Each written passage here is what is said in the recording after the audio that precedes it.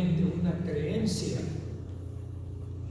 Una convicción es una creencia que ha llegado a ser absolutamente aceptada por una persona,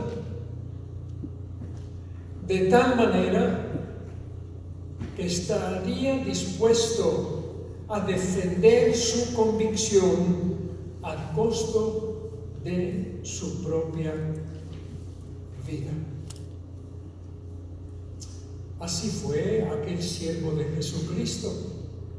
Cualquiera persona que sabe algo de su vida revelada en las páginas del libro de Dios, lo recordará como un hombre de convicción.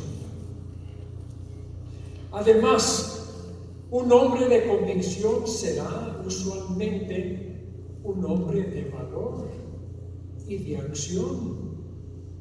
Déjeme repetir, una persona de convicción o convicciones será una persona de valor y acción.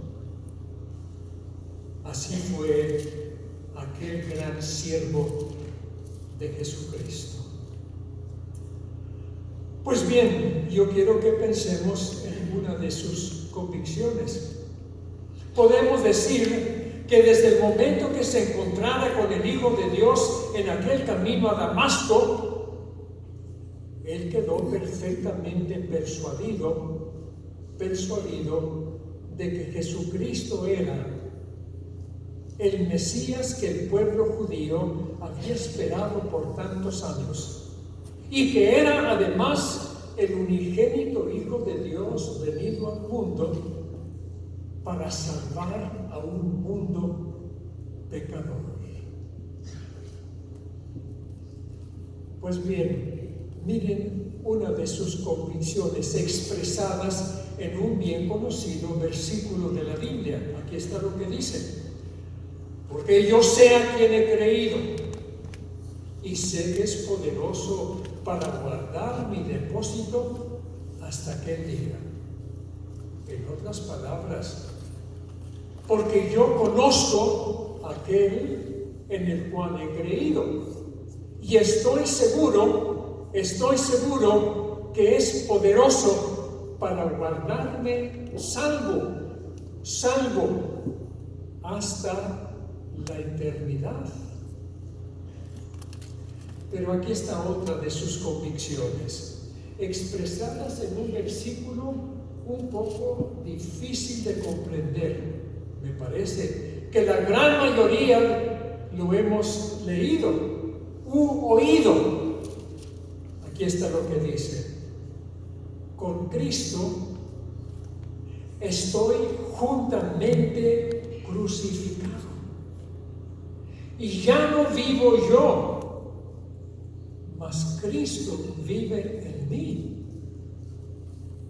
Y lo que ahora vivo en la carne, es decir, en esta vida física, lo vivo en la fe del Hijo de Dios, el cual me amó y se entregó a sí mismo por mí.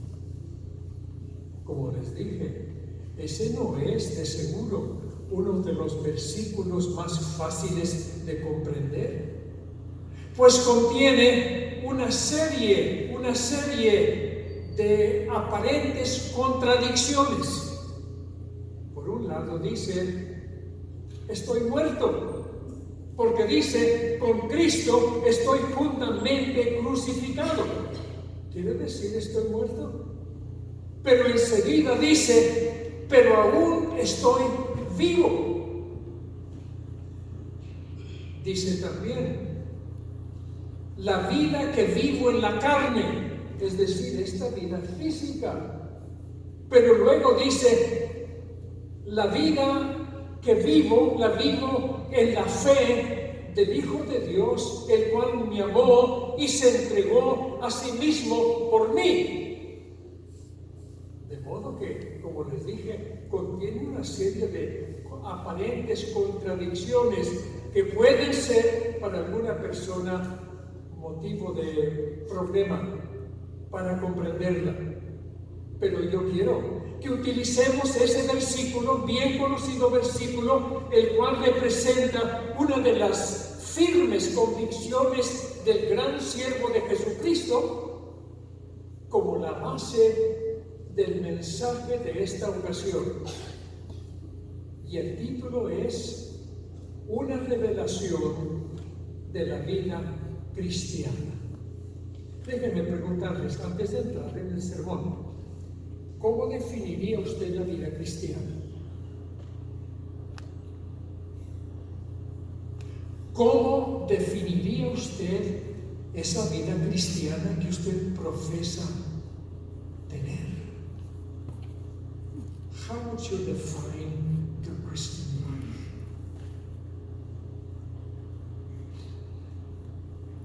Algunos dicen salvación, es lo que implica salvación. Pero la palabra salvación tiene muchos sinónimos. Cuando hablamos de la salvación, hablamos también de tener vida espiritual. Porque damos a entender que lo que llamamos nuestra conversión, aquel momento cuando la persona se entrega de corazón a Jesucristo, aceptándolo como el Mesías prometido y el único Salvador que Dios ha puesto a su alcance. Y de acuerdo con la enseñanza de la palabra del Señor, en ese momento de conversión, todo cambia. Todo debe cambiar para esa persona. El estilo de vida que observaba, que vivía anteriormente, debe de ser dejado atrás para comenzar una vida nueva con Jesucristo. Es muy inconsistente para una persona que profese haber aceptado a Jesucristo y haber sido convertido a Él y luego seguir viviendo como vivía antes de conocerlo y aceptarlo. No tiene sentido. No tiene sentido. Lo que eso significa es que aquel momento de conversión no tuvo absolutamente ningún impacto en su vida, porque se vuelve a los mismos hábitos, a las mismas prácticas, a la misma vida que vivía anteriormente, la cual en muchos casos era una vida completamente contraria a la vida que Cristo nos ofrece para que comencemos a vivir en Él. Pero yo les aseguro que hay muchas personas así, lamentablemente, que están terriblemente equivocadas. La salvación tiene también como sinónimo haber sido reconciliados con Dios. El hombre pecador que anteriormente vivía enemistado con su gran Creador por motivo de su pecado, ahora al aceptar a Jesucristo ha sido reconciliado, porque reconocemos que en aquel momento de su muerte en aquella cruenta cruz, Cristo, el Hijo de Dios, tomó la mano de Dios y la mano del hombre pecador arrepentido y las vuelve a unir en perfecta amistad. El hombre irredento no sabe nada de esa conversión y de haber sido reconciliados con Dios. Pero en esta ocasión, yo quiero que veamos el texto que les he leído y se los voy a repetir como una revelación de la vida cristiana. Escúchenlo. Con Cristo estoy juntamente crucificado. Una palabra. ¿Cómo puede ser eso? Eso no tiene sentido. ¿Cómo voy a estar crucificado con Cristo? Cristo murió hace más de 2000 años en aquella cruenta cruz. Y sin embargo, Pablo decía, porque lo he aceptado, yo considero que yo morí con Él en aquella cruz. Lo que da a entender, estimados hermanos, es la perfecta identificación del hombre pecador arrepentido con Jesucristo. Dios nos identifica con Él en su muerte, en su resurrección, en su ascensión al cielo. Dios, desde el momento que lo aceptamos como Salvador personal, Dios nos identifica con su Hijo. Quedamos perfectamente y permanentemente identificados con Él. Con Cristo dice, estoy juntamente crucificado. Ya no vivo yo, ya no vivo, porque fui crucificado con Cristo. Y lo que ahora vivo en esta vida física, lo vivo en la fe del Hijo de Dios, el cual me amó y se entregó a sí mismo por mí. Déjenme darles el bosquejo del mensaje. Esto es, la vida cristiana, primero es una dádiva de Dios. Una dádiva de Dios al hombre pecador. Segundo, notemos la dinámica de la vida cristiana, el poder bajo el cual se vive. Y en tercer lugar, la extraña demanda de la vida cristiana. Permítanme elaborar. En primer lugar, notemos la dádiva de la vida cristiana. La vida cristiana es el regalo y la dádiva de Dios al hombre pecador que se arrepiente de su pecado y recibe a Jesucristo.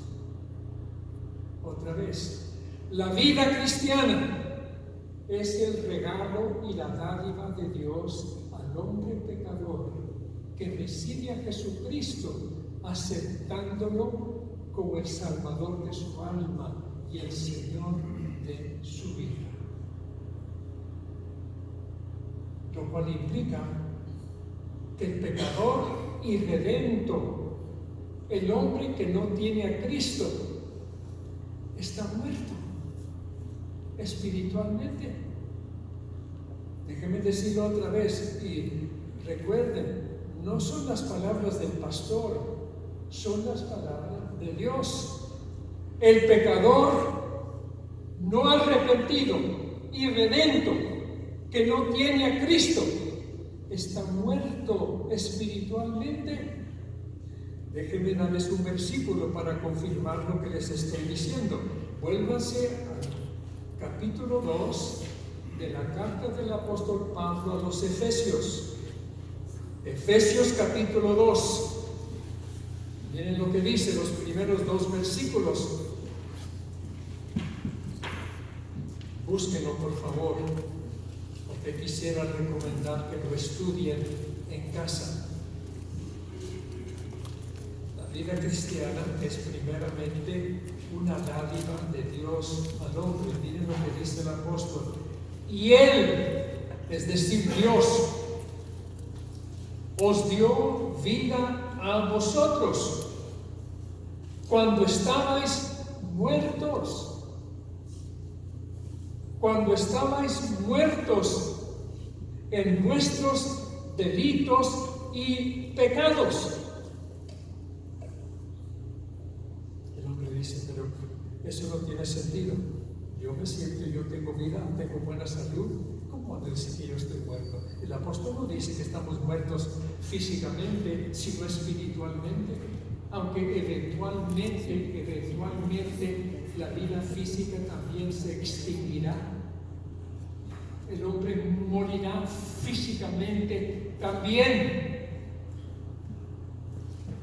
Por ahora, en el tiempo presente, el hombre puede gozar de una perfecta salud y una vida plena, abundante.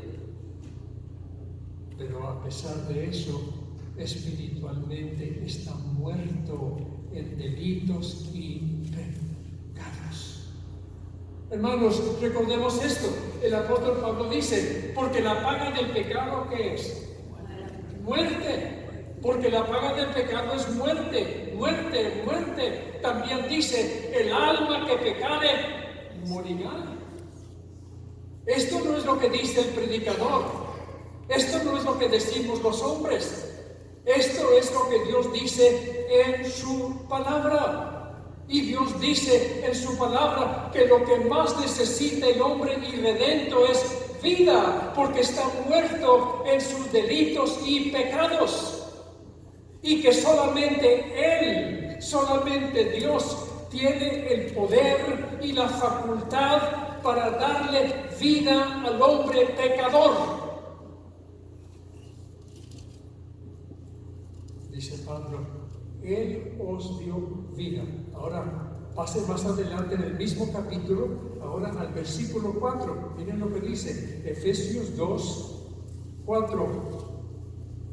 Pero Dios, que es rico en misericordia, por su gran amor con que nos amó, aun estando nosotros muertos en pecados, nos dio vida juntamente con Cristo. Por gracia sois salvos. De modo que tenemos vida. Si hemos aceptado a Jesucristo, tenemos vida. Pero mis estimados hermanos, el énfasis del apóstol es esto.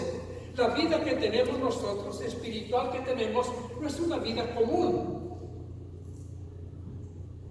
No es una vida común, y si queremos emplear la vida corriente, común y corriente, como se usa la expresión, no es, sino que la vida espiritual que nosotros tenemos es la misma vida de Cristo. Si usted ha recibido al Hijo de Dios como Salvador personal, si usted se considera salvo, usted tiene la misma vida de Cristo en usted. Ahora, eso es asombroso. Es un pensamiento asombroso que la mente natural del hombre tiene mucha dificultad en poder acaparar, comprender completamente. No podemos. ¿Cómo es que tenemos la vida de Cristo en nosotros? Tenemos la vida de Cristo en nosotros porque lo tenemos a Él viviendo en nosotros por medio de la persona de su Santo Espíritu. El hombre que tiene a Cristo tiene vida espiritual. El hombre que no tiene a Cristo está muerto en delitos y pecados. El hombre que tiene a Cristo tiene vida eterna. El hombre que no tiene a Cristo está muerto y es cuestión de tiempo para cuando se cumpla su ejecución. Por lo tanto, reconozcamos, la vida cristiana es una dádiva. ¡Qué dádiva tan generosa! ¡Qué regalo tan grande! ¿Qué otra cosa se podría comparar con ese regalo de la vida que Dios nos ha dado en Cristo? Dios es fuente inagotable de vida. Toda vida tiene su fundamento en Él. Está relacionada con Él. Por lo tanto, cuando el hombre se encuentra separado de Dios, muere, está muerto, porque está separado de la fuente inagotable de vida, quien es Dios. Solamente Él. Por lo tanto, el hombre que ha recibido el regalo de la vida en Cristo y que tiene al Hijo de Dios viviendo en Él, tiene una vida eterna que no terminará jamás. Pregunta, ¿y cómo habrá de realizarse la realidad de esa vida en mí? Porque hay personas que dicen, pastor, a mí me han dicho, pastor, mire, yo le voy a ser franco. Usted habla mucho de esa vida espiritual y que tenemos al Señor en nosotros, el Espíritu Santo en nosotros. Francamente, yo le confieso, yo no siento nada. no siento nada. ¿Qué respondería usted? ¿Qué respondería usted a esa persona que diga, yo no siento nada? Yo respondo de esta manera. La Biblia dice que el hombre que ha recibido a Cristo tiene el Espíritu Santo morando en él. Yo creo esa palabra porque es la palabra de uno que según la Biblia no puede mentir, Dios. Por lo tanto, acepto esa verdad de aquel que no puede mentir y por lo tanto creo estas verdades eternas de la palabra de Dios. Segundo, notemos la dinámica de la vida cristiana. ¿Cómo se vive? La palabra dinámico o dinámica o dinamismo significa poder, pero no un poder común. La palabra dinamita, escuche, la palabra dinamita tiene la misma raíz de la palabra dinámico. Dinamita tiene la misma raíz. Significan prácticamente la misma cosa. Hablan de poder y particularmente hablan del poder de Dios. Miren, hermanos, la salvación de principio a fin depende de Dios. No hay nada que yo le pueda agregar. Hay personas que dicen, bueno, yo creo que la salvación es por gracia, pero yo creo que yo tengo que hacer mi parte. Como diciendo, yo creo que Dios es el que salva, pero yo creo que yo tengo que ayudarle a Dios a salvarme. ¿Han oído ustedes ese argumento? Mis estimados hermanos, si Dios es un Dios que tenemos que ayudarle a salvarnos, no es el Dios que revela las páginas de la palabra de Dios. Dios no necesita absolutamente nada del hombre a no hacerle arrepentirse como Dios manda. De ahí en adelante, Dios lo hace todo. Dios lo ha hecho todo. Por eso el apóstol Pablo recalca el hecho de que la salvación es por gracia. La palabra gracia significa favor inmerecido. Favor inmerecido. Favor que Dios nos da netamente porque lo necesitamos y porque tiene misericordia de nosotros y nos brinda, nos ofrece una gloriosa salvación en su Hijo. Aquí está otro versículo que quiero que apunten. Busquen ahora el Evangelio de Juan. Juan capítulo 1. Vuélvanse conmigo, por favor.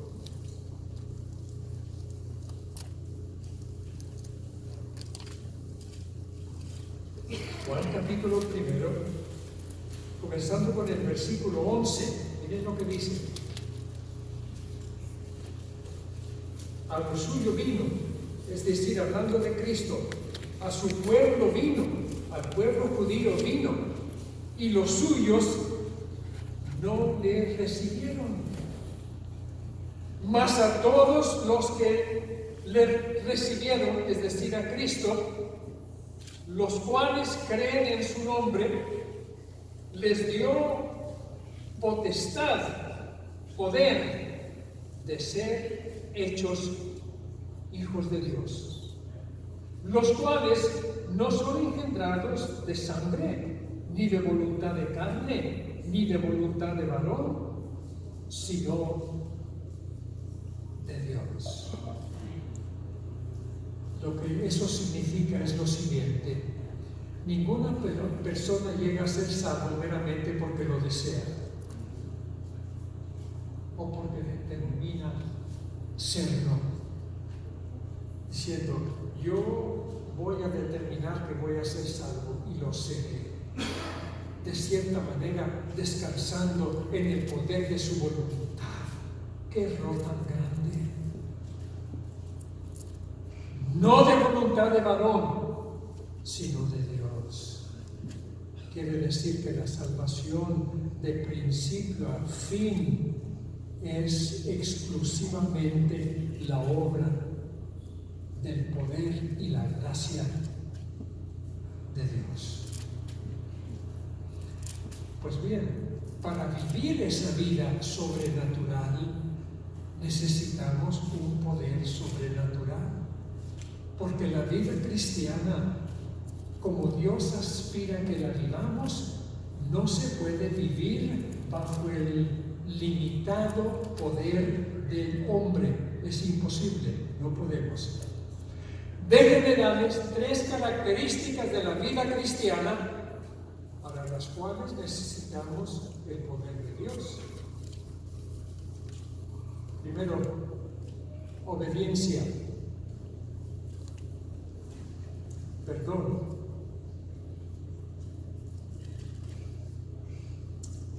amor. Y voy a aclarar lo que les quiero decir. Para cumplir con esas 3 características de la vida cristiana, necesitamos el poder de Dios. Déjenme ilustrarlo solamente con el perdón. ¿Hasta dónde debo yo perdonar? ¿Hasta dónde debe usted perdonar a la persona que lo ofende? El apóstol Pedro afrontó ese problema. Y un día le preguntó a Jesús: Señor, ¿hasta cuántas veces debo perdonar al que me ofende? ¿Hasta 7 veces?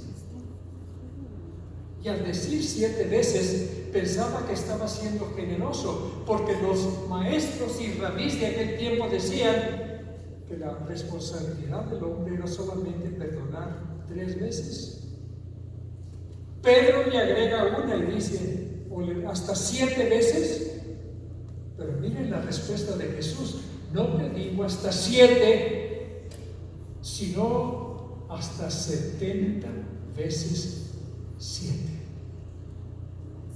Es decir, el perdón debe ser incondicional, y la persona que nos ha ofendido, si vuelve una vez y nos vuelve a ofender y vuelve otra vez a pedir perdón y nos ofende y vuelve a pedir perdón, dice Jesús, si se calcula que es sincero,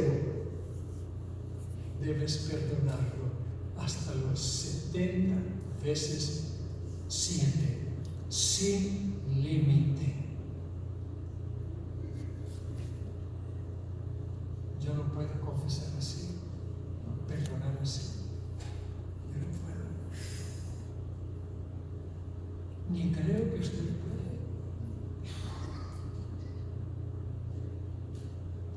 Para perdonar a ese grado, en esa forma, necesitamos el poder de Dios. El mejor ejemplo de perdón dado es el de Jesús.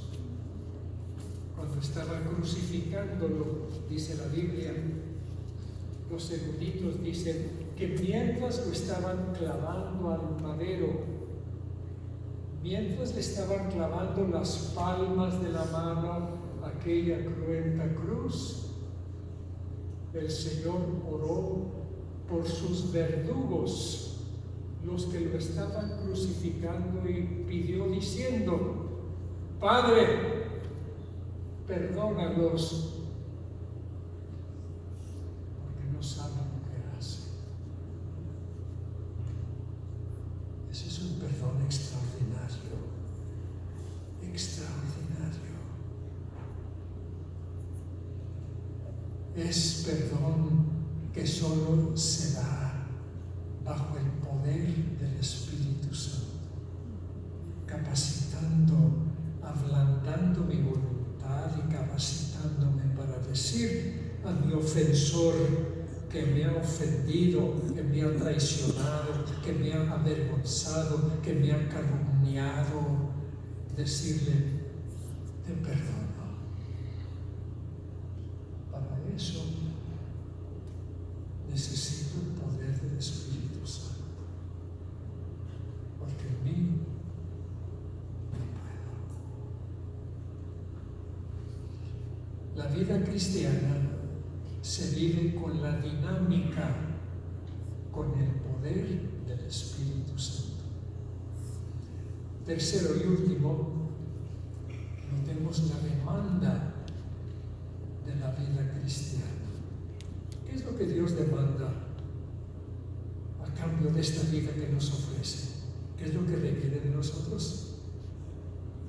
Miren, la palabra va a sonar como irónica, algo irónica. Dios nos ofrece vida a cambio de nuestra muerte.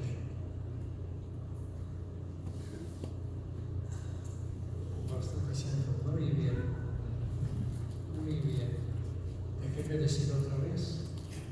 Dios ofrece vida a cambio de nuestra muerte espiritual. Vida eterna nos ofrece, pero dice, a cambio de tu muerte, ¿estás dispuesto a morir espiritualmente? Es decir, morir a los apetitos de tu naturaleza caída.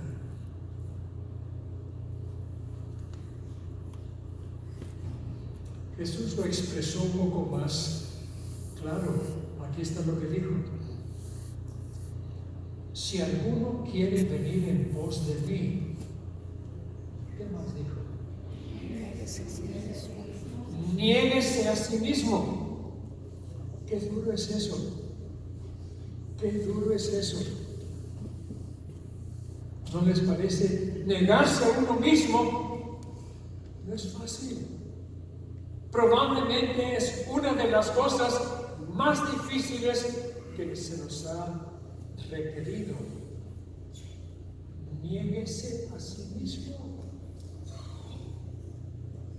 Dígase no a sus más atesoradas cosas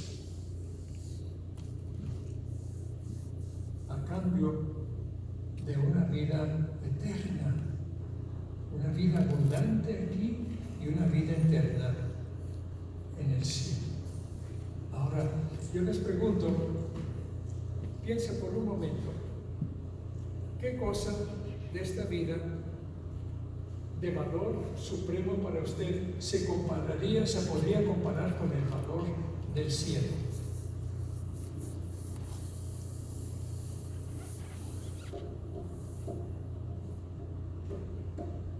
¿Habrá alguna cosa en este mundo? Miren, las cosas de este mundo son efímeras, son pasajeras. Cuando pensamos que las tenemos, se escurren y se nos van de las manos. Las cosas más preciadas. Las cosas de este mundo no tienen calidad de permanencia. No permanecen, no permanecen. Se van. Hoy las posee el hombre. ¿Quién podrá decir? El cielo y la vida eterna son seguras. Es algo que Dios dice, yo te ofrezco una herencia permanente que nada ni nadie podrá menoscabar o te podrá quitar. Pero te ofrezco a cambio de la muerte a todas estas cosas que son tan atractivas para ti en este mundo. La demanda suena un poco extraño. La demanda de la vida cristiana es la muerte del hombre a esa vida mala que vivía antes de aceptar a Cristo como Salvador.